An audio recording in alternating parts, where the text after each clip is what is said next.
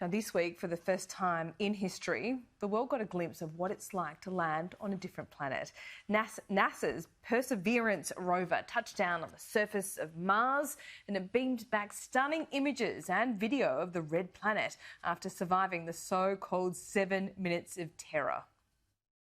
Touchdown confirmed. Perseverance safely on the surface of Mars, ready to begin seeking the sands of past life. Is it living up to what you dreamed it would be? Oh my gosh.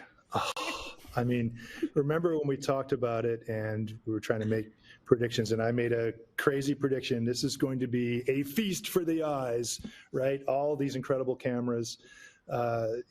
You mentioned the 19 on the rover. If you count the ones on the descent stage, if you count the ones on the helicopter, we're talking about 25 cameras on this rover. Just unbelievable, image rich. And I think we were all blown away by the videos. And straight out of Central Casting there. Its mission to seek out signs of ancient life. We've got an insight into what it sounds like on another planet too.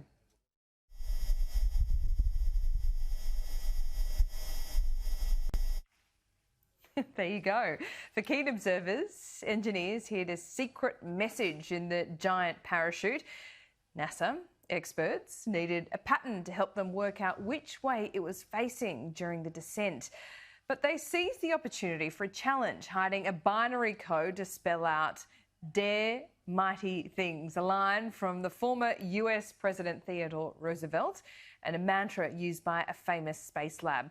To find out what's next for the mission and what it means for the future of space exploration, I'm joined by Glen Nagle at the CSIRO. Glen, thanks so much for your time this morning. You are champing at the bit to talk about this, I know. It was a very exciting moment. I mean, the sound of Mars, it sounds like a bit of white noise to me, but what does it sound like to you?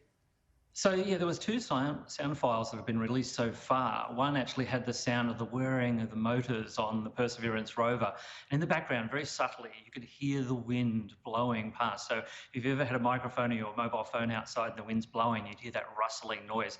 And that's exactly what we were picking up with that microphone, albeit in an atmosphere that's only 1% as thick as Earth's atmosphere. So it's going to be very subtle, that transfer of noise. Yes, it was very subtle indeed. What about the landing and the dust that the landing seemed to throw up on Mars? Does that tell us anything? Yeah, I mean, Mars is a very dusty environment, very fine, almost talcum powder type of material that pervades the entire surface of the planet. That landing and all that dust and little tiny rocks thrown up was expected, so there's no problem for the rover or the descent lander. But really, this was the very first chance with that amazing footage, looking up and looking down from those two vehicles, to actually see that process in action. And that tells them a little bit about the dynamic nature of the Martian atmosphere, how much dust transports. And that's kind of going to be an important thing when we send humans in the future to understand how that dust moves about. Yeah, right. So the dust on the descent, 7 minutes. It's called the dreaded 7 minutes of doom, I think.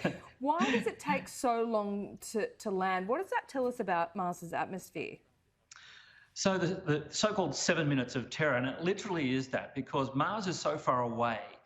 At the time of Perseverance's landing, it was about 11 minutes and 22 seconds to get a radio signal back. So by the time you've actually landed on the surface, after entering that thin atmosphere and taking a long arc, cutting down through that atmosphere to give you enough time for the parachutes to slow you down, then you've actually been on the surface, either alive or dead, for at least 4 minutes before you even get the signal back on Earth telling you that you've entered the atmosphere in the first place.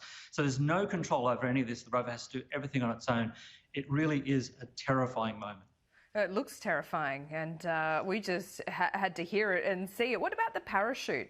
Explain us why that's required, why there was this binary code in there and needing the pattern to really navigate the landing.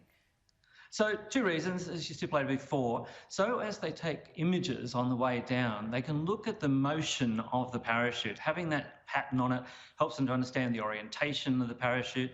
Photographs taken from orbit as the spacecraft was descending could show that pattern, and also now that it's on the ground. So it helps us understand really how the dynamics of a parachute deploying at hypersonic speeds will actually work in that atmosphere. But engineers, being the inventive people that they are, decided to put in this 10-digit code into the actual parachute pattern design that spelled out dare mighty things. It also gave the longitude and latitude coordinates of NASA's Jet Propulsion Labs, where in Pasadena, California, the rover was actually constructed. Wow. But there's a few other Easter eggs tucked away on this rover. Oh, do tell us. Yeah, one was seen the other day. You know how you might have on the back of the family car, you might have those little cartoon illustrations of your Yes. family and include the dogs. Yes. So there's one of those little panels sitting on the rover, which shows the evolution, as you would, of the different rovers that have been to Mars. Of Sojourner back in 97, Spirit and Opportunity in 2004, Curiosity in 2012, which is still there and operating on Mars. And of course now Perseverance and its little helicopter companion Ingenuity, which is due for a flight sometime in the next month or so. Wow, indeed. It's so wholesome, those stickers on the rover. I love it. Very relatable indeed. Now, why, okay, stupid question, full disclosure here. Why is Mars red? Effectively, it's rusting. There's a lot of iron oxide in the soil. We've discovered that from orbiting spacecraft and now being on the ground, we can analyse that material. So a lot of iron, a little bit of moisture, a little bit of oxygen, tiny amounts of oxygen in the Martian atmosphere. So it's oxidised the surface. So you can effectively think of Mars as a rusty world. A rusty world, wow. And what's your sense here, Glen Nagle? Are we going to find life on planet Mars? I think this is the best chance we've ever had of being able to find life. This is a dedicated life sciences mission.